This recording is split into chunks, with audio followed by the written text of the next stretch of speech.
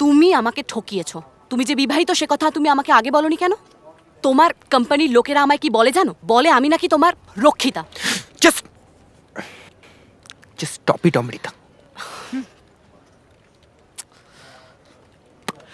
হ্যাঁ, আমার একটা বউ আছে, কিন্তু বিশ্বাস করো ওর সঙ্গে আমার কোনো সম্পর্ক নেই।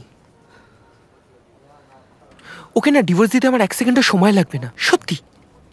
বাহ, নিজের বউকে ছেড়ে এখন আমি, এরপর অন্য কেউ। চমৎকার। প্লিজ তুমি একটু চুপ করবে? আচ্ছা, ওটা একটা বউ। হ্যাঁ, আমাদের বিয়ের 5 বছর হয়ে গেছে।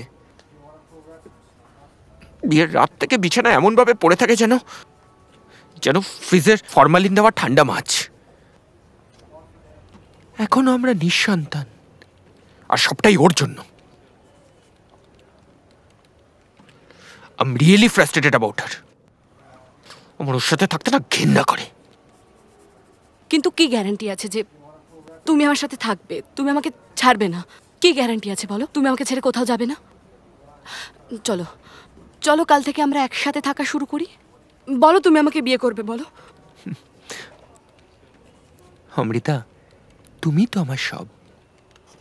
তুমি এক কাজ করো, কাকিমাকে বলে সব গুছিয়ে আমার ফ্ল্যাটে চলে আসো কালকে। আমি লয়ারের সাথে কথা বলছি, ডিভোর্সের ব্যাপারটা হয়ে যাবে তাড়াতাড়ি। কিন্তু অঙ্কিতা যদি তোমায় ডিভোর্স দিতে রাজি না হয়? ও কেন, ওর ঘাড়ও দেবে। চুচুড়ার বাড়িটা আর 20 লাখ টাকা খরপোশ দিলে না পাপ পাপ করে দেবে।